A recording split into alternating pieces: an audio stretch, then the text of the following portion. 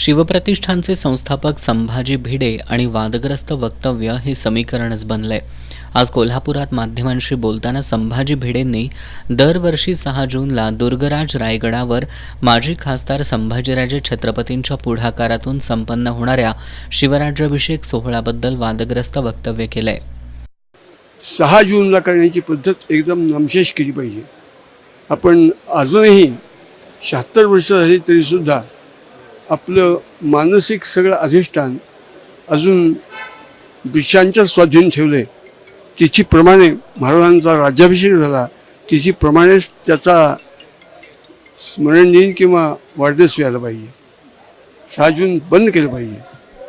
संभाजी भिडेंनी राज्याभिषेक सोहळ्याबरोबरच रायगडावरील वाघ्या कुत्र्याची समाधी हटवण्याची गरज नसल्याचंही सांगितलंय।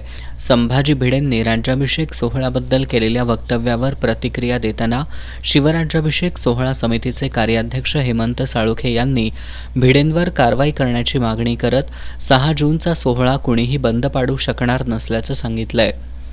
उपमुख्यमंत्री आणि मुख्यमंत्र्यांनी एक आदेश काढला की शिवराज्याभिषेक सोहळा जो आहे किंवा बाकी जे शिवाजी महाराज असतील, जिजाऊ असतील, थोर संत असतील किंवा एखादे समाजसुधारक असतील यांच्यावर टीका करायची नाही आहे, त्यांना शिव्या द्यायच्या नाहीत। जो कोणी शिव्या देईल किंवा त्यांच्या विरोधात अपशब्द वापरेल त्यांना शिक्षा झाली पाहिजे, हा सगळ्यात मोठा विषय आहे।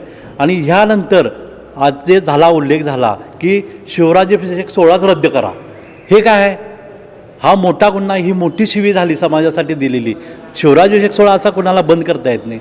मागच्या 3 तारखा शिवराज्य तिथीप्रमाणच्या सांगू देत, पुढच्या सांगू देत, हे कुणाला काही समजणार नाही। फक्त एकच आहे विषय की तारखेनुसार का करायचं आहे, त्याला काहीतरी ठरलेलं आहे की 6 जूनला काय करायचं आहे।